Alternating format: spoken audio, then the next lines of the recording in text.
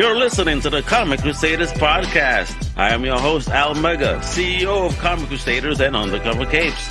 In this show, I'm sitting down with creators from all walks of life to talk about inspiration, process, the lessons they've learned, and a whole lot more.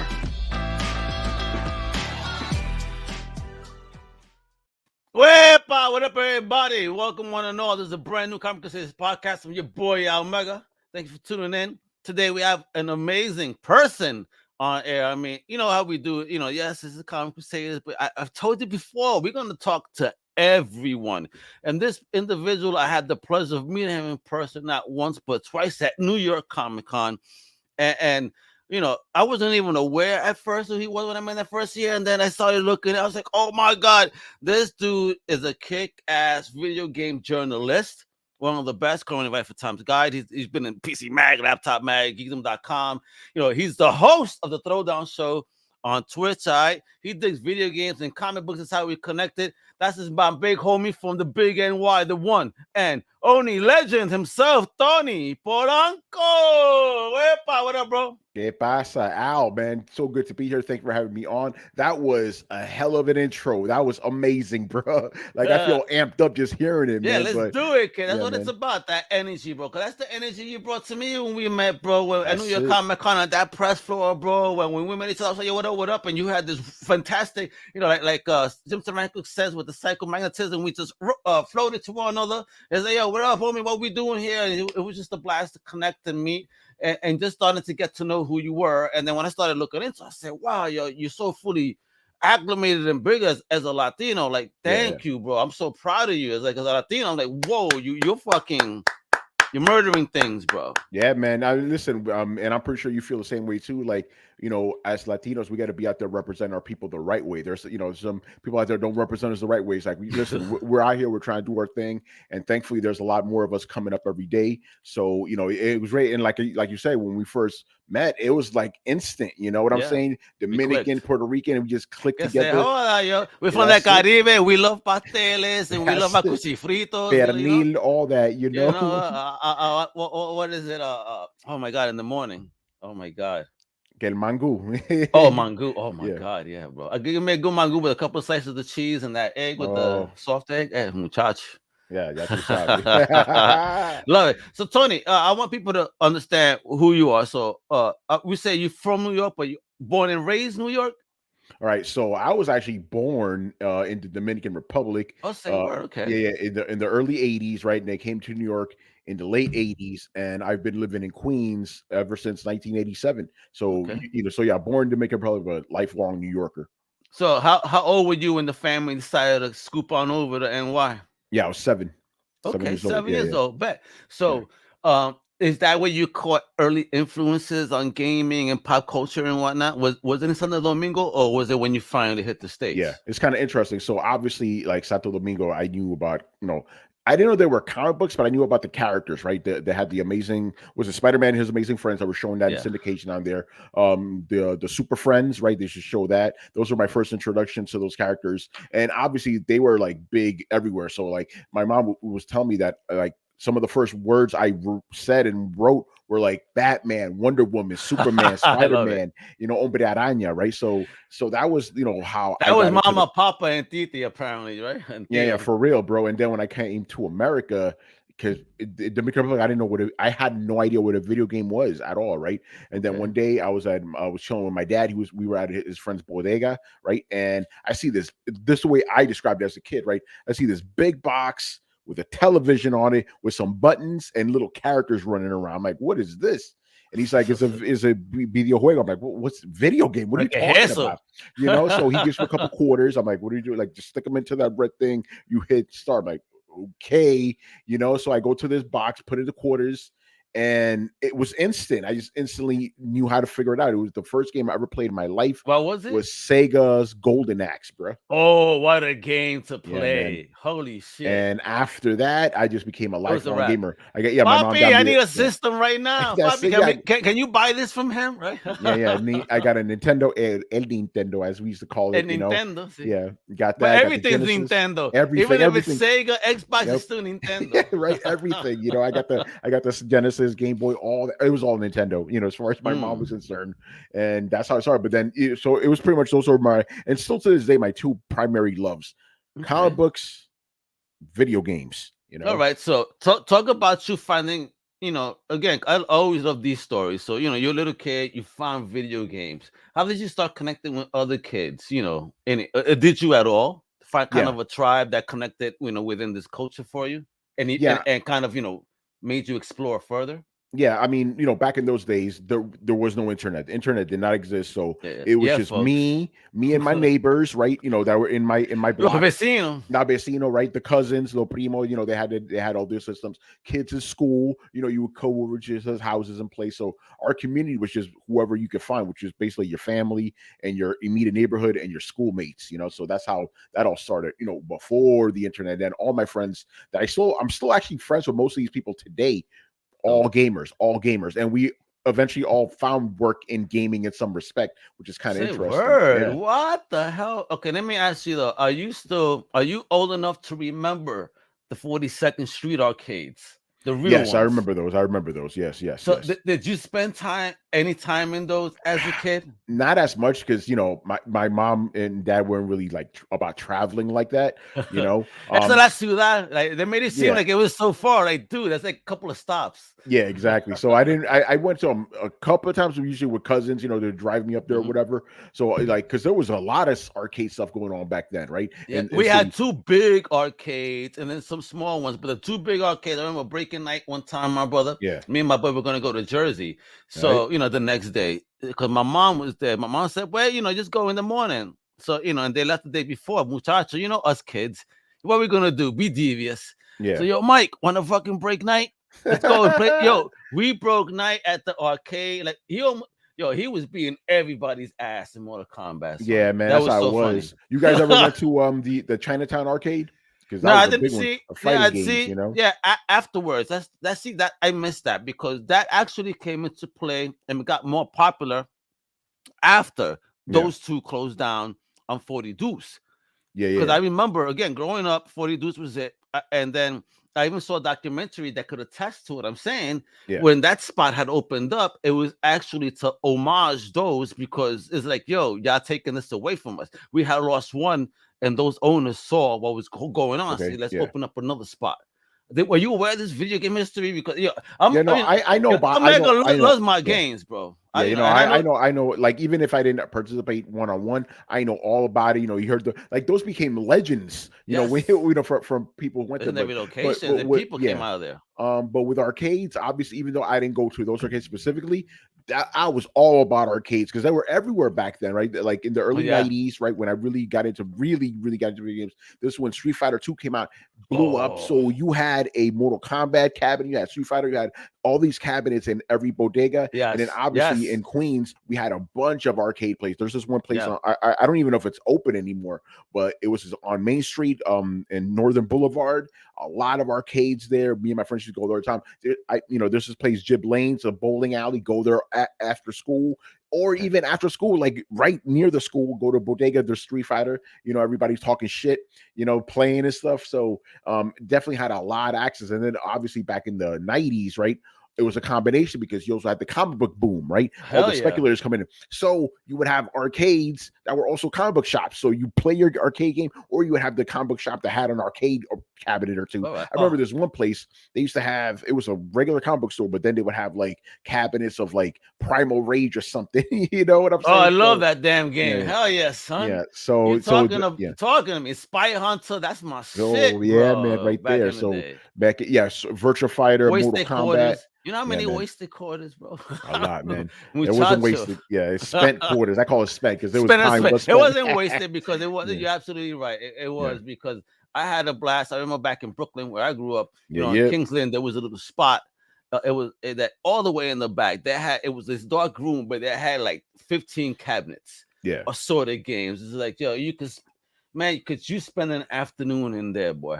That's it. Yeah, if you had money, you'd be really spending it there. Yeah, man. Now you betting too, because you know how it was. You putting quarters down and start betting, because that was part of the 42nd Street life when you mastered games such as Street Fighter, Mortal Kombat, any fighting game, even Virtua Fighter. It's like you putting quarters up when I take either for taking over the cabinet or you putting money up. Yeah, You know, that's I right. remember one day, even my brother-in-law, I wasn't there that night, but apparently, like, he was beating people so badly that there was this one dude that's like, yo, if you beat me one more time, I think I'm gonna beat your ass in real Oh, life. that would happen. Fights would happen. Real fights, like a Street Fighter fight, would turn into a real fight, bro. Yeah, People hell yeah. messing Talking each about other up. Street Fighter. Oh, Yeah. good dude. And that's it, bro. Yo, and I know you guys must have known this too. If you see like a Chinese kid or Korean kid, don't mess with them because they will beat you. They like you cannot beat those guys. You know what I'm saying? So when you saw one of them step up, it's like, oh man, here we go. You know, so here's my role. yeah, so it's like those guys were like the gods, you know.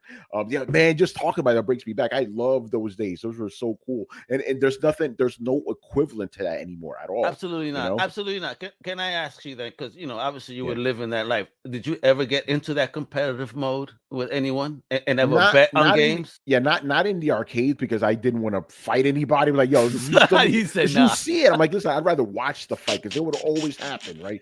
But obviously at home, Homie had the popcorn just watching. yeah, I was like, you better chill with that, you know, because some things would get serious. Knives would get pulled out. Like, yo, this is I real hear back you, then, son. you know. No, but we would. It's just in the neighborhood stuff, like, you know, like after school, everybody get together and we just, you know, I tell you this though, I got nice, bro. I got real nice. I was one of the top guys in my neighborhood, man, waxing everybody, you know. It was great. Street Fighter, like Street Fighter games for Capcom.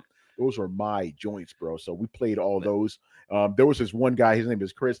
He was the guy that always beat me, though. It's like, bro, I tried and tried and tried. But then the funny thing is, like, whenever I would get distracted, because we were playing, the phone rings, I pick up the phone, I start talking. Then I beat him because I'm not focusing on the fight. And he's like, yo, don't talk to people. Because his thing was like, he would recognize patterns and beat you on your pattern. But if I'm not using a pattern, I'm going to beat him, you know? So, yeah, those days were fun. So, yeah, it was like the competitive stuff was really just your neighborhood. It wasn't like, you know, going to arcade because you kind of was like, listen, you're gonna be competitive with those guys. You're gonna get into a fight. You're gonna get. This is one of the games that definitely started a lot of trouble for me. Oh yeah. There you go. Marvel vs. Capcom. I still have that too. And look at this one though. I got the Japanese edition. Nice. Yeah, that was another thing, and I'm glad you bring this up. Import games were a big thing. There was this one place I used to go to called CPS Games. I don't think they're around anymore. This is there an you import. go, Spawn. I got the import though. Yeah, there you go, man. But yeah, no, I used to go to this one place called CPS on Northern Boulevard. I used to have all the arcade, all the Japanese games because I had a Sega Saturn, right? Sega Saturn, I bought that specific. Great machine, underrated. Anything Sega was underrated, even Dreamcast, bro. Yeah, people really slept was on that shit, bro. You know, but again, fighting games were my joint, so I was like, forget the PlayStation. I want the Saturn because I had the best. Yeah, I had the best ports. It was fantastic, man. Mad slept on. So who was getting you these systems, man? Did you want to save me some money, or was your family like, you know, just here? They throw my puppy. What else you want? Listen, man, I gotta give a shot at. You gotta. Here's the thing. Like my mom would give me all these systems, but then I would only get like one game a year. So most of the time, here's the latest system, but that's it. No, it's it. So what I would do is I would just borrow games. Friends go to Blockbuster, you know. Wasn't Blockbuster great? That bro. Yeah. Half my. Oh no. Let me when I say half. 75% of my Nintendo 64 cartridges are used Blockbuster. I still got the Blockbuster sticker on them, motherfuckers. Yeah. That's crazy. Yeah. It wasn't until like the Dreamcast era where I started, you know, I had money, right? So I could just buy my own games. But before that, it was mostly borrowing friends' games, you know. I still got both. I got both Dreamcast, so the Japanese and American system. Nice. And I still have them to this day. And my daughter's like, "Why do you have two?" I said, "Baby, look at the bottom." She goes, "Oh shit." yeah, there you go. Yeah, I don't have the Japanese Dreamcast, but I bought it on $99.99, the American one when that came out.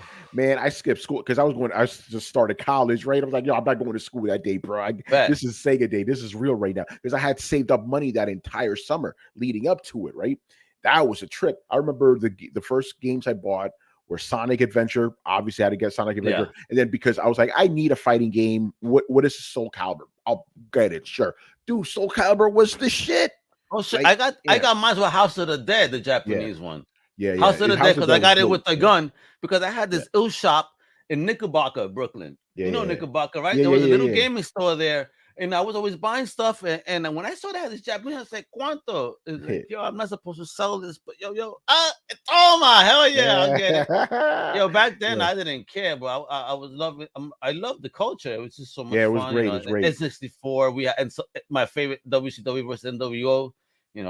Let's have a Royal Rumble. They need to bring that shit back and make it online so that we could have a crazy Royal Rumble. Yeah, could you imagine that? Yeah, I don't know why they don't do that. That'd be dope. Right? Wouldn't it be dope? So okay, so start talking about you then. Now here we are. You're a fan. When did you start really started getting serious about starting kind of getting into this journalistic avenue that you got into? How did that even happen? Oh yeah, it's kind of crazy because I always say I kind of fell into it by accident in a way, right? You tripped over that shit. Yeah. It's like I know I probably shouldn't admit that, but it's true because what happened is like in the late 2000s, right? 2005, 2010, right? Okay. That's when blogging or whatever became a really big thing on the internet.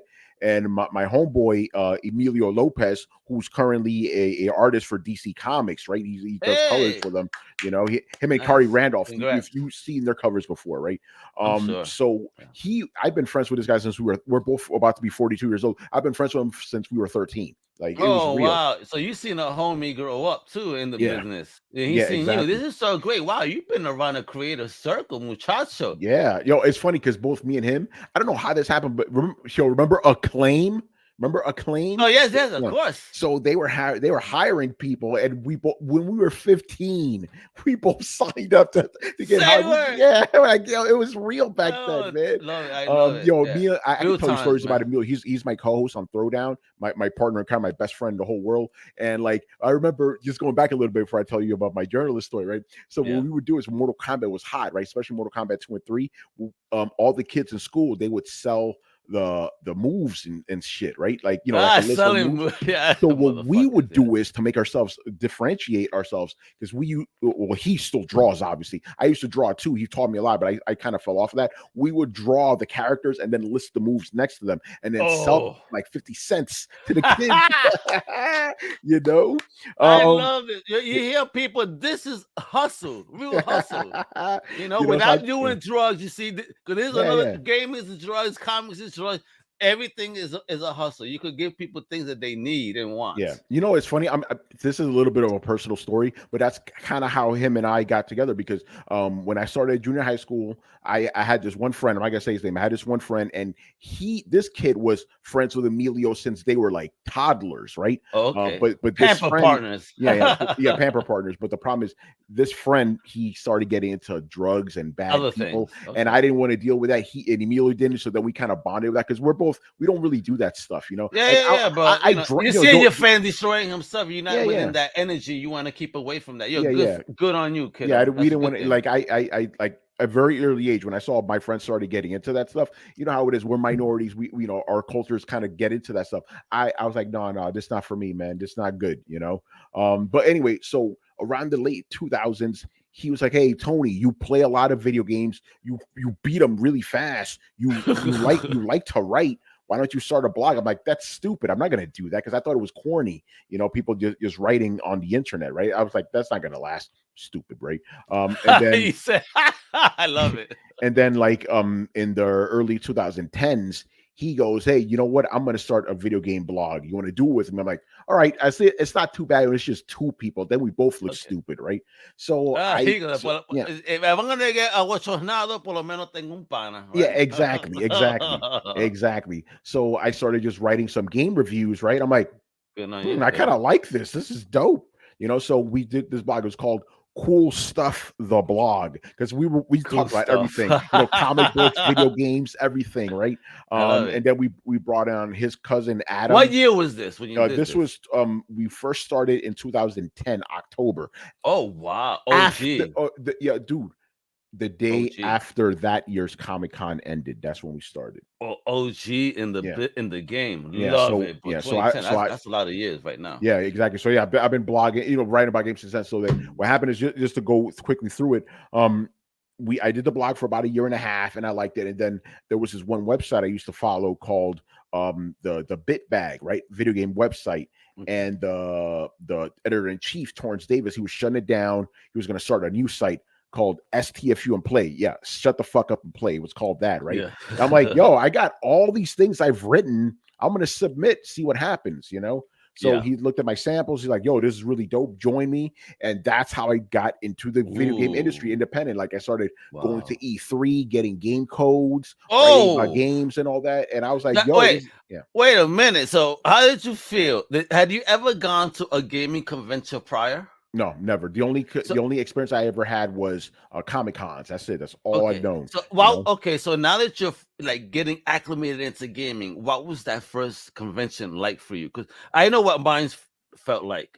Yeah. How did yours feel like? My first one wasn't E3. It was an EA event, right? Because they have private EA? events. Coño. Yeah. They have private events. Bougie. Yeah, right. Yeah, because the thing is, because Torrance, he had been doing video game stuff since 1995, right? So he already had his connections and all that, you know. So acclimated. It was kind of interesting because I don't really get like so awestruck like that. I was just like, okay, I'm at this event. I got to do my work, you know. So I go there, play the games. I have to interview some developers and all that. I felt it was very, very natural for me. You know, I wasn't even like stuttering. As a matter of fact, I remember when I would eventually go to my first E3 in 2013, I was telling people, it's like, oh, this is my first E3. And they're like, it's your first? You're not acting like it's your first, you know, because I had already, you know, I'm just focused like that. You know what I'm saying?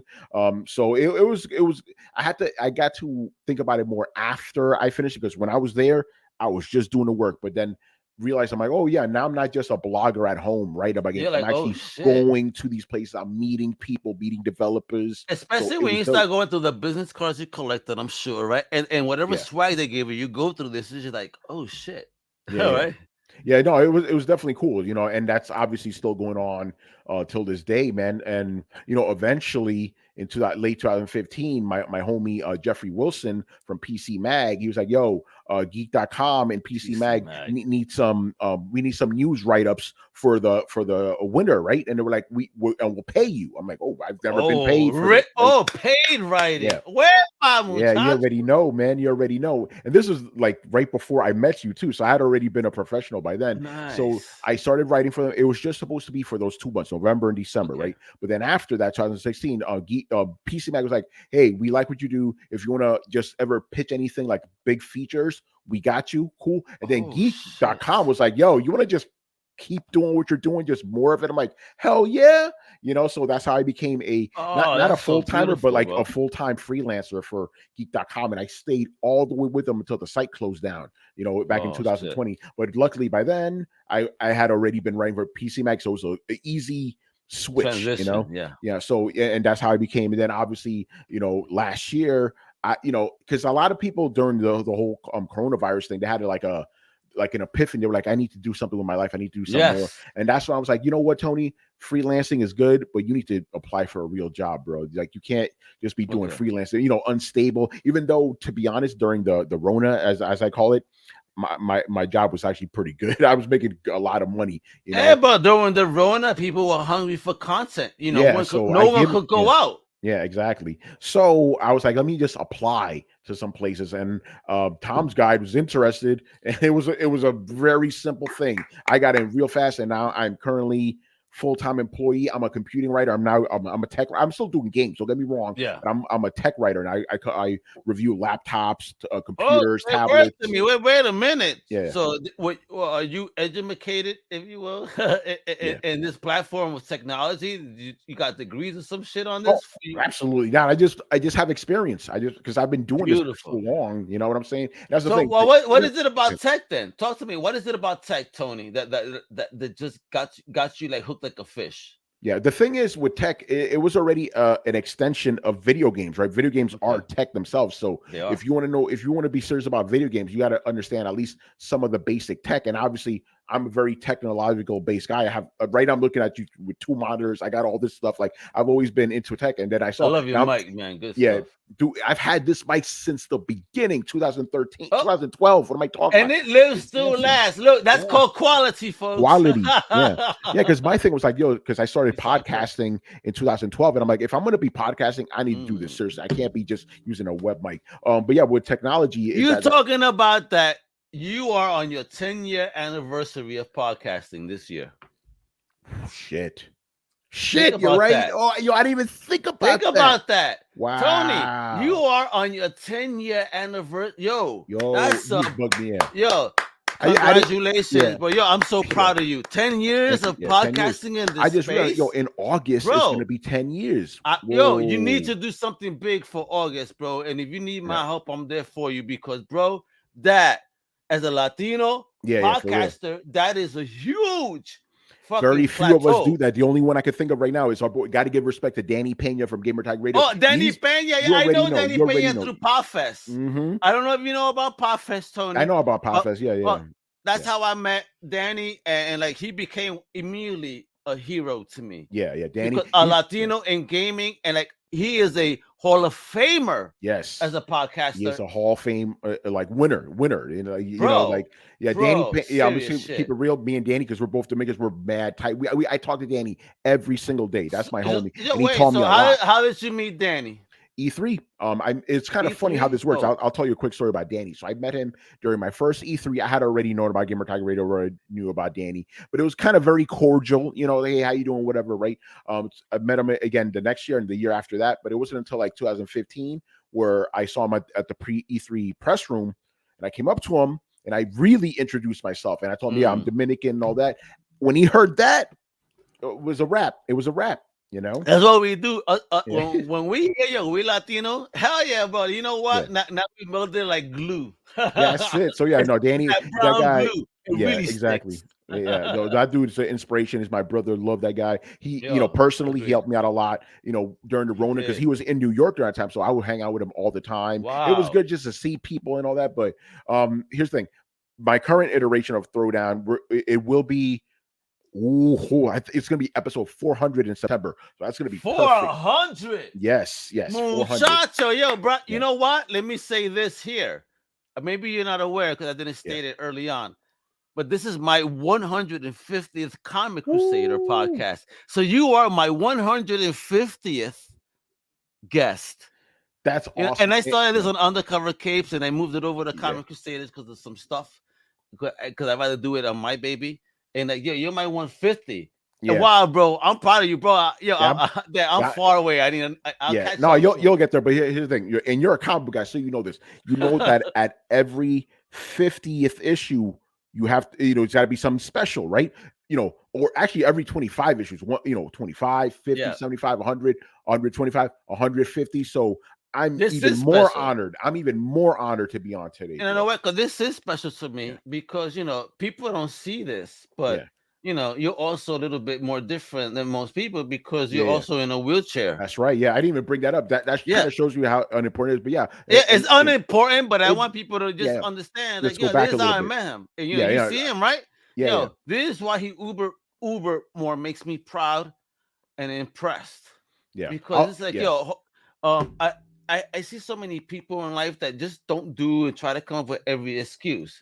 Yeah. But then I see you at fucking cons doing what you're doing as a journalist and everything. I'm like, you inspire the fuck out of me, Tony. Just thank you. Thanks, you are another Danny Vega. Yeah. You are Tony Polanco, and you are an inspiration, my brother, to the Latino community because you don't let anything stop you from reaching goals. I saw somebody on Instagram say, "Oh my God, I can't believe you're gonna talk to Tony. He's an incredible human being." Oh.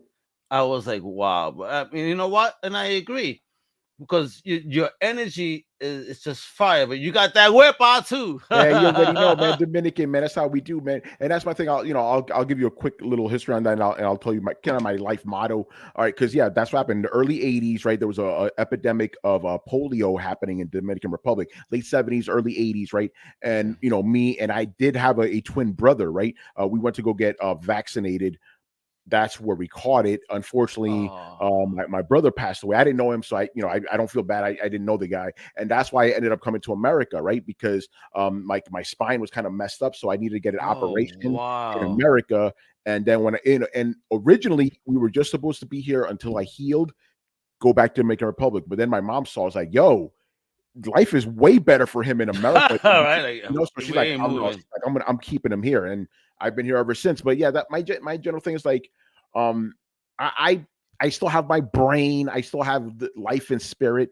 What am I going to complain about? You know what I'm saying? And I see a lot of people, Truth. and I'm not trying to bring people like, because everybody has their own struggles or whatever, but I see a lot of people that shouldn't be complaining. They complain about petty stuff. I'm like, dude, get over it, bro. Yeah, absolutely, right? You don't hear me complain about nothing. I just do what I do, you know? So I'm glad that, you know, and that's something else I think about too, not only as a Latino, right? But I'm also, you know, as a handicap person, I want to make sure that people know, yo, you could do this. You know how many people I had people tell me, yo, I didn't know we were allowed to do that. As a Latino. I'm like, what do you mean allowed, bro? What are you talking about? You fucking do it. Look at me. Yeah. No one told me I could do this, but I did it. Because I want to do it different. Because I want to show love and positivity and also motivation and encouragement.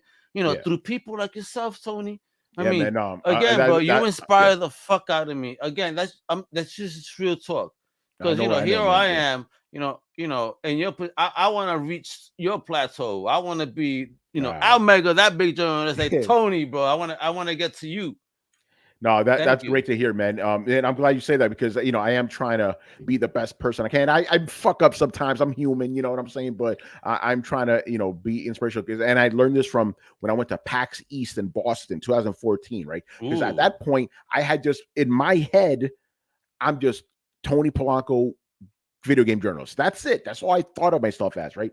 But this is the response I got from a lot of people after the show. Because you know me, bro. I make friends with everybody, right? Yes, you do. After the show, I got a lot of people hit me up on Twitter or even DMs like, yo, Tony, very inspirational to me, another Latino in this game. I'm like, I hooked up and followed you immediately, bro. You know, you saw that. Yeah, exactly. So that was like, I'm not just a gaming journalist. I'm a Latino gaming journalist. I'm always aware of that because think about it like this, right? If I see a name, you know, like on a review, right, that says like Adam Sessler, that's cool. That's cool. Brian Crescente. Wait, hold on, whoa. That's one of us, bro. You know, by the way, about how does he see it? By the way, shout out to Brian Crescente. He's one of the first gaming journalists I ever met when I went to my first Comic-Con as a journalist in 2013. He was mad chill. You know, you know what, Tony? I didn't ask you this because we're talking about all these journalists. Did you have any early inspirations as a journalist when you were diving in? Because I'm pretty sure you did research. Okay, how do I write a review? Was anyone that you kind of inspired? Was inspired by? It's kind of, I don't have any names because a lot of these guys, like, I didn't look up their names when I was a kid reading them, but I was like, I want to write like those dudes did in EGM and Game Pro magazine. Remember those magazines? I was like, I want to. Till this day, I'm like, I want to write like those guys do. You know. But yeah, writing a game review came very natural to me, bro. Very natural. Just like podcasting. And when I did my first podcast, I'm like, okay, this is easy. I know I didn't have to, like, if you listen to my first podcast, I sound just as confident then as I do now. There was no, because Can I ask you? Yeah, go ahead. When you did your first podcast, because a lot of people are like, oh, I gotta spend mad bucks, this, that. How did you prep for your first, podcast? How did you prep to even get into this space? Yeah. Okay. So going back, so we were, my first website that was on was STFU and Play, and there was already an established podcast on there called the Video Game Word Zone that Torrance hosted. Right, he was hosting that forever. Right. So a couple of the guys were like, "Hey, actually, there's one guy specifically, AJ. He was like, we should have another podcast for the newer guys on the site." And I was like, Tony, Riku's son, who's still my friend, like, you guys want to help me with this podcast? I'm like, yeah, let's do it. And he's like, we'll do it in about a week. I'm like, okay, if we're gonna do this in a week, I need to be serious. And that's when I bought this mic. This is a Samson mic. It's nice. I'll tell you the number, but so I bought the Samson mic, and we got on the show. And then I think I wasn't the host originally, right, of Throwdown. I did name it though, right? I named it Throwdown. You named it. Bro, throw that out there. I love it. No, but and then we, I would kind of come up with the show notes and stuff, the things we would talk about. Then as things went on, the original host wasn't able to do it anymore, so then I took over. And then so that first episode version of Throwdown, I stayed on it till 66 episodes, right? And then unfortunately I had to leave because I went to work for Dual Shockers, the website. They were run by Dominicans back then, right? And it was kind of funny how this worked, because when I hosted Throwdown, I was like, my two favorite podcasts are the Warzone and the Dual Shocker Shotcast. So I'm going to combine those two, right? Okay. So then when I went over to Dual Shockers, I started hosting the Shotcast. Oh, shit. I started hosting the shit. So then I was like, I'm going to make it. Yeah. So I was like, I'm going to make it more like Throwdown. you I love know. it. I But love yeah, it. but yeah, so that's how that happens. Podcasting very natural for me. And what I did was for this version of Throwdown, because we did like a comic, we did a reset number Mm. reset, right? 2014. I was like, I'm gonna make sure that this podcast is not tied to any website. So in case I ever Love do it. get hired by anybody, they Yeah. can't take it away from me. Like right now, Tom's Guy can't take this away from me because it's mine. It's just my own thing. It's not tied to anybody, you know. So, and I love it. That's the thing I do purely. Do I don't we make. have a throwdown.com website? Because if you don't, you better get that shit Yeah. ASAP. You literally just named it. Throwdownshow.com. That's it. Throwdownshow.com. Beautiful. Yeah, that's where you can listen to all our past episodes. But I would suggest people go to our Twitter there it is on the screen at Throwdown Show. That has links to everything because we are on every podcast app you could think of. Yeah. We So go live on. how many shows you drop, man? What's the schedule 2. like? Talk to me. Yeah, so we go live on Twitch every Thursday and Sunday night at 10:30 p.m. Eastern. Thursday is when we do general gaming news of the week, right? It's just me and our friends. We talk about games, and then the Sunday show is where we take fan questions. And I'll tell you a story tonight, about that. folks. Don't fuck tonight, around. You better tune in tonight at 10:30. Let me tell you what happened. So the original version of Throwdown, what we would do is we would end every episode with fan questions, right? But the fan questions got big, so we would do these for like almost 4-hour episodes. Like, okay, you got to. I know, rabbit hole questions, right? Yeah. No, so we're like, okay, split this in half, one show and then another one. You know what I'm saying? And originally we used to do everything. We used to do mostly video games, but we used to do pop culture and tech. Okay. But now all we do is just video games. Although, like I think it's 3 times a year, I believe, we do AMA specials where you just ask us whatever. Those shows get crazy, you know. What? All right, so Tony, man, I don't want to take too much more of your time, but I want you to talk to me right now about, as any gamers out there. What are some games we should be looking out for right now? Whether we're PS5ers, Xboxers, Ataris or whatever. How do you wait? Even before you answer that question, the Atari released that VCS system. Have you had a chance to look at it? Any thoughts? No, I haven't. Here's the thing, because I came to video games very late even though the Atari was around when I was alive, I never had experience with it. So you haven't even seen the new VCS system? No, I've seen it, but I'm just saying I don't have any interest in it because I'm like, okay. I don't care. I'm just that's beyond you right now. Yeah. I don't need 8-bit. I'm only 32-bit and beyond. Leave me alone. No. It's like 8-bit and above. 8-bit and above. That's Nintendo, 4-bit, right? Yeah. No. Nintendo. Yeah, I don't know what bits the Atari was, but it was under 8. I could tell you that it was probably under 4 for sure. But yeah, right now I love it. But you fucking I love it. You're gonna make me research.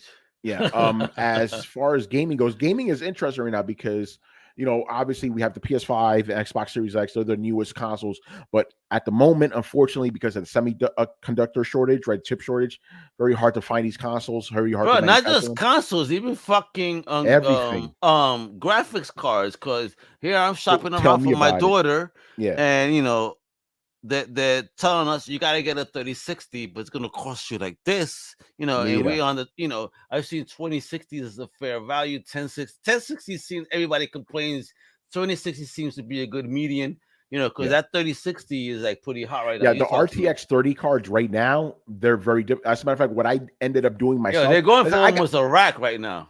I got tired of waiting. So what I did was I just went to the website. It's called nzxt.com.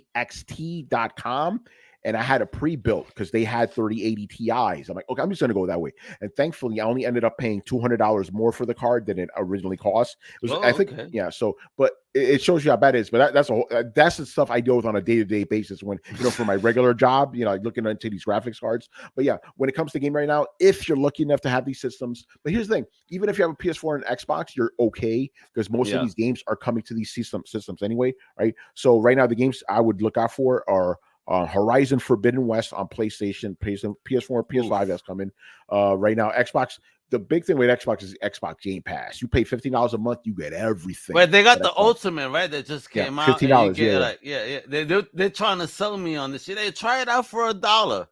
Yeah, dude, trust me. You say you got a daughter too, bro. Yeah, get this for her, especially for kids. Imagine if they had Xbox Game Pass when we were kids, man. Like, bro, listen. Chilling. Yeah, exactly. But then our parents will give me, coño, tú nada más estás en la televisión, Yeah. con el Nintendo. Yeah, right. I mean, we already heard that Mommy is an anyway. Xbox. Stop it with the Nintendo. So yeah, so that's what's going on. So yeah, that's the main one right now. I would say more, but the problem is a lot of games keep getting delayed, so I don't want to tell you. But God of War Ragnarok, hopefully that comes out this year. I believe it is. That's also a PlayStation game. That's going to be real hot. And then right now, the big news in gaming was Microsoft bought Activision. Yo, bought out, man. How do you feel about that? Because I know, listen, one thing about my personal feeling is I love looking at your teeth. When you start talking about gaming, man, do you get responses and start touching on people's emotions? So, so talk about what are your feelings about that, takeover, if you will. Yeah, obviously, it is not even hyperbole. It is the biggest gaming takeover in history, not bar none. $68.7 billion. A lot of money, right? Papers. And here's the thing, and it's kind of interesting because I've been asking myself this question since it's happened. Like, who is this good for? How is this good for gamers, right?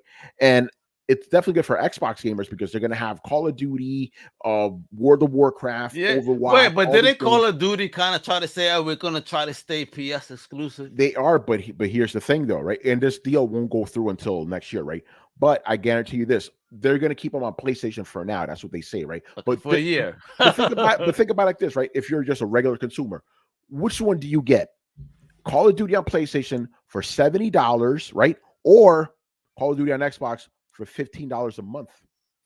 I'd rather get it there because I'm not going to get only Call of Duty, but I'm going to get a shitload of other games. And on top of that, you're going to get all those Call of Duty exclusives day one on Xbox. Okay, can I ask you, Tony, how do you feel about that change in the industry where you're going from, owning a cartridge, a disc, to going to this cloud-based, like I have with this digital file?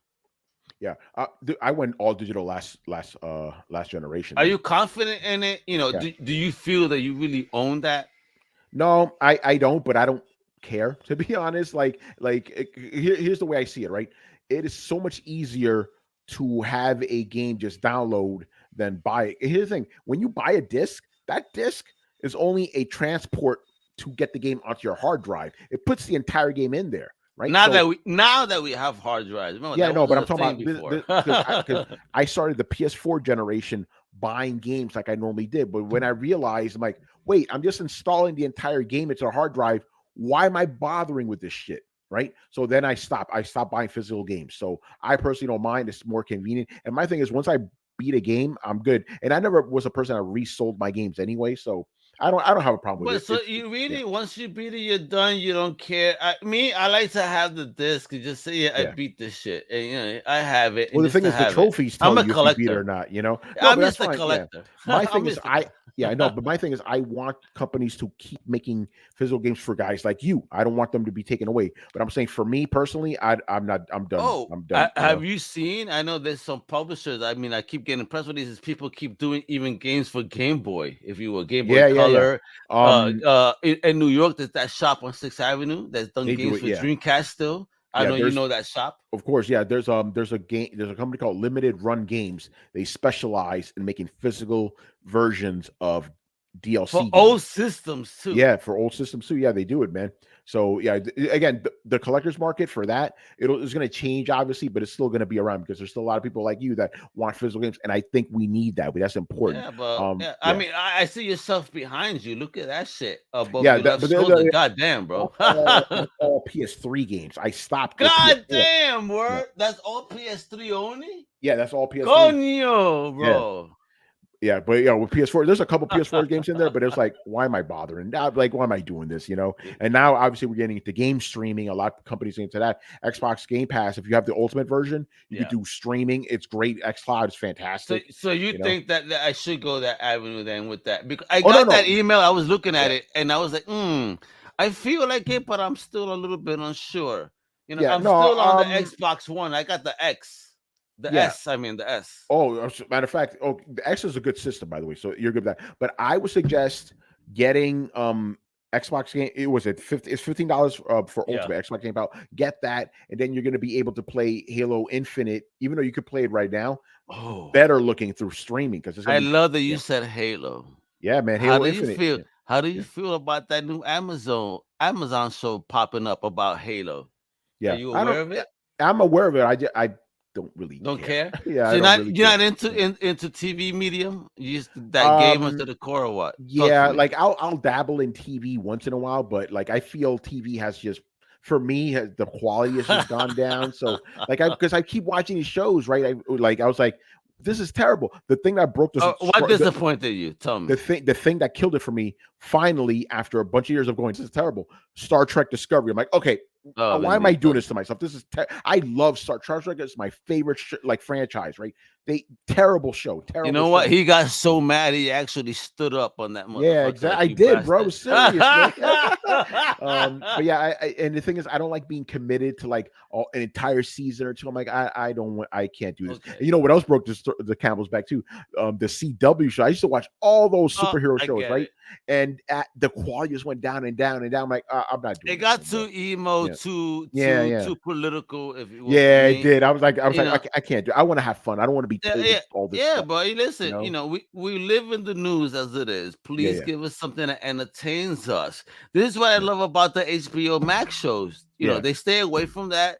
They have some crazy ill concepts, and they stray away from that politicalness that I'm gonna tell you this, man. I'm glad for HBO Max. I got to see Godzilla and Dune on day Mm. one. That was really dope. Did you like Dune? I love that Oh, Dune motherfucker. was my favorite movie of the year, man. And what I love Thank about you. that movie was it was so different than all the other Hollywood movies you're so used to. And I didn't Yes. realize how bad movies were until I saw them. Like, whoa! You're like, 'Cause oiga, porquería. This yeah, is yeah. this is how you do it, You know what coño. it is, Al? You know what it is? It's like I had been used to eating potato chips this entire time. Then I eat a big fat steak dinner. I'm like, You went yo, you went from fucking corn chips to filet mignon. yeah. Or you know what it is though? Or like a baby, right? A baby's just used to eat like having like breast milk, and then you give them Yeah. something sweet. It's like, I don't want Yeah, breast milk. fuck. I want this. I don't sweet want this stuff. titty no more. Yeah. So I felt like that when I watched it, I'm like, whoa, this is because I love okay. it. When you watch movies now, you're waiting for that joke to drop every 5 Yeah. seconds, right? None of that. It was just serious. And then the funny thing is, the next movie I saw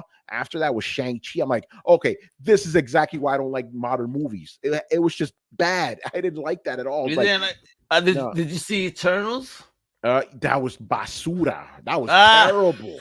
Oh my god, that was such a Well, bad I movie. told my last podcast that I fell asleep on that movie within the first 30 minutes, and I'm like, I have never in my life fallen asleep on a Marvel movie. Yeah, dude. I mean, we're almost wrapping up here, but Phase 4, except for Spider-Man, has been terrible. in my Okay, opinion, what are your you know? thoughts? Did you see that shit day and day? And what are your thoughts on Spidey? Because I know Oh, you're a Spidey. comic Oh, fan. Talk to I'm me, bro. tell you, I may have a little bit of a controversial take on Spider-Man, but I'm gonna tell you this right now.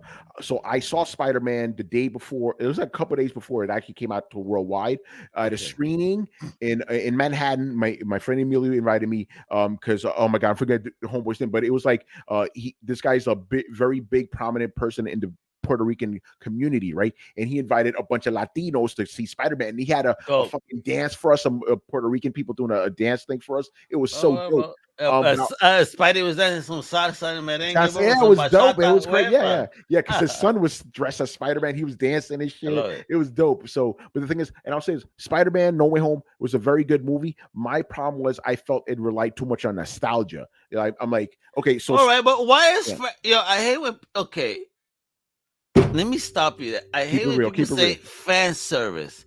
What's the problem? I didn't say no, because no, you said nostalgia. Yeah, you say nostalgia, but nostalgia does actually equate to a fan service because we're loving it. I mean, for me, this was a fun. They made it a fun movie. But go ahead, give me your take. But I hate when people say that because it's just like, damn, it's just like I thought it was just fun. Yeah, no, again. I'm not taking that away from anybody. You like the movie, that's fantastic. But for me personally, I feel we've seen this trend for too long, where it's just let's just rely on the past to give you that quick hit. It just felt very a cheap way of giving you the quick buzz. You know what I'm saying? You want to see more originality. I want to see more, but I will say this though: the best part of that movie for me, no spoilers, is the ending because it promises us Spider-Man movies that are not reliant on Tony Stark tech or MCU stuff. So that ending, I'm like. Yes, and I will say this though, actually no spoilers, but I will say there's this one specific character. He had his own amazing series of movies. I did. You know who I'm talking about. I'm trying to be, no spoilers I know, there. I know. I did not like him or his movies. I thought he was great in this. I'm like, Yes, I I'm like, agree. so I was like, oh, so this is a I similar agree. situation. This is a similar situation with Henry Cavill. Henry Cavill, great Superman, terrible Superman movies. So I'm gonna say that about this character. Great character, bad movies. So, do you want to see? Do you want Henry to come back as Soups, or you want to see a new face? Absolutely. I want to see Henry Cavill come back because I don't feel he has gotten a great Justice yet? yeah, he not yet. It's Hey, funny you say justice. Yeah. If you're gonna close as Superman, close with a hit. No, don't, no close. Give him 3 more movies as Superman. 3 more. This guy's great. He's the thing He is about though. Henry. He's a nerd like us. He's into this stuff. He He knows is. what he's doing. And so like please have and have him acting the way he normally acts because I remember because all I knew Let it about be Henry him. Cavill was Yeah. his Superman's persona, right? So I was like, oh, he's kind of a like a down kind of guy. Then I see him in real life. I'm like, this guy's charming as hell. Why the fuck doesn't he act like that in the movies? I So, get you. Yeah, but I, yeah. I was privy to a press panel with him, and yeah, you're absolutely right. Very charming Very dude. charming dude, Very great energy. Yeah, Definitely loves the roles that he plays. yeah, Give him the opportunity. When it comes to DC, people put so much hate on it because they really expect DC to be on that level of Marvel. But you gotta understand, Marvel has a different, general manager, if you will, that yeah, that is, has a plan, and the people behind DC, it's just, too many hands in the bucket on the DC side, which yeah. I is agree. which is what hurts, that universe, to make Yeah, it something to look as straightforward as what Marvel has done. yeah. Like you're right. You don't need to be like Marvel, but just make good movies, man. That Yeah, respect the be good. characters. Like You know, Shazam for me is one of my Shazam was good. favorites. I I like. love it. Here's the thing about the DC movies. I like the solo movies. I think Man of Steel was good. I like Man of Steel. I Man of like. Steel, Yeah, Shazam, and I like Suicide Wonder. Squad Yeah, 2 for me yeah. was the best. Yeah. Wonder Woman, the first one, great, fantastic. Agreed. So Number two, not DC, so so much. but yeah, we're not gonna talk about that, but I don't you want know to what I'm talk saying? about Yeah. it. And you know Keep what? it with love. As corny and cheesy it was, I enjoyed Aquaman too. It was fun, you know. Aquaman is fun too. Yeah, Absolutely. You know what? It's like when people shit on that first store. You're like, yeah, have you seen the imagery? Like, just appreciate it. We're seeing yeah, Asgard. We're seeing all this. It's like, shut the fuck up. I love Thor. I love Aquaman. yes. I mean, those are good movies. Like, stop talking. Listen, I had a deal with Roger Corman movies. You know what I mean? My man Like, shut the is back. fuck up. Yeah. Please, I Oh dealt with man. bad shit, Yeah, remember and I'm that so Fantastic happy. Four movie that never got released that he did? Bro, Jesus I love that, Christ. even when Reed stretched, his arm was so stiff when it bounced. It's like, damn, Cody, that's not rubber. That shit is stiffer than my cock sometimes. Yeah. Sometimes, yeah, I know. I Yeah, don't use Viagra, folks. Oh man, but yeah, this is how we Too get much, too passionate much. about we get passionate about comics around here, man. Yeah, You don't fuck know, around, bro. That's what I'm yeah, saying, bro. So yeah, but Tony, you've been such an amazing guest. I appreciate the fuck out of you, hanging out with me and sharing your story, your journey, and all. So in this journey, please share one piece of advice with everybody. Like, yo, because again, people should know who you are. But what one piece of advice can you share with people that are even trying to step in? yeah. Here's my thing, right? If you're really passionate about something, don't quit. Keep it going. I'll keep it real, right? Because this happens to everybody. There have been moments in time during my journey where I wanted to quit. I'm like, this is too much bullshit. I don't want to deal with it. But I kept with it and I persevered. And that's the thing about anything, any venture you want to do, right? Whatever, if it's work, family, a loved one, whatever, if you stick with it and you keep, like, if you don't stop, you will reach your goal, But the key is when things get down, don't let that defeat you because those down times will happen. That's just how it is. So It if you is. just keep pushing, be consistent, you're gonna do what you want, man. So I say that to any creative out there. No matter what you're doing, podcasting, YouTube, writing, whatever, novel, whatever it is that you're doing, keep pushing ahead, man. Make connections because you will get where you need to be, man. And you got and be positive about it. Don't be negative because people don't like negativity. Be positive as much as you can. Don't fake the funk, obviously, but try to see the positive whenever you can because those things will get you ahead. You hear that, folks? And that's the truth. That's how we roll. It's not about focusing on anything hateful. We're not here to hate. We're here to celebrate and love. We're not going to talk about things we don't enjoy. We'll only celebrate people that we love, energy that we love, just like yours. Because look at you, man. You know, those are great words, man. Great advice. I appreciate the shit out of you, bro. You keep rocking as a Latino. Let me give you your flowers, bro. Just thank you. Thank you for being bold and brave, my brother. Even with everything you do, you're like, you know, yo, but you really are an inspiration. So you should know this. Go to sleep every night knowing that I think you may inspire a person every day because the way that you do your thing, you know, you don't let anything that going on in your life stop you from being who you are. You know, you share your opinion. You're real about your opinion. I love your fucking Twitter. Like, you share shit. I be laughing. It puts a smile on my face all the time. Like, yo, Tony don't fuck around. Yo, he really does love this, you know, culture and business. And you can see it through the social media shit because he's not trying to be controversial. He's just trying to really make you talk about the things that you love because, you know, he is very passionate about this. And thank you for, you know, chilling with me today. Talking, you know, we've told before. So again, just thank you, bro. I really appreciate you. And I can't say this enough that you really do inspire me, bro.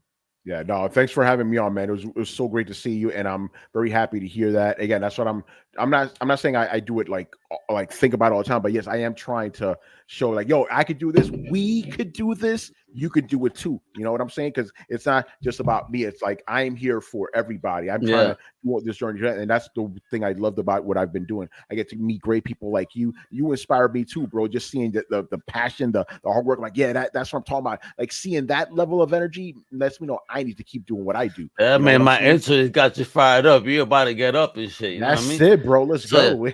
So check it out, people. You gotta follow Tony right here on his Twitter, so you know what I'm talking about. Yo, I mean, homie is amazing, and also check him out on his Twitch, Throwdown Show on Twitch. But you know, again, I mean, on Twitter it's ROMUDETH on Twitter, folks. Yeah, right? That's Romudet. There you go. And then again, when are the new shows on Throwdown? Throwdown every Thursday and Sunday night at 10:30 p.m. Eastern on Twitch. Woo! Yeah, man, they're gonna get grimy, they're gonna get dirty, they're gonna talk games, they're gonna talk some shit, they're gonna get you feeling emotions. You better join in, comment. That's for sure. This is my big homie. You better show him the love. You better follow him because I have mad respect for my homie right here. You know, he's part of my, maybe Puerto Rican, he may be Dominican, but guess what? We're from El Caribe. So right there, yo, you better check out, you know, my usher tells you what to do, but make sure to check out my swag shop, check out the website, check out Undercover Cave, check out my family, check out Tony, check out everybody. Much love, everybody. Tony, you're the man. Gracias, bro. All right, brother. Take care, man. Peace out. Thank you for listening to the Comic Crusaders Podcast. If you like the content, please subscribe and turn on notifications. Also, please visit comiccrusaders.shop and our extended podcast family over at undercovercapes.com. And also, make sure to download the Comic Crusaders app on the Google Play Store today.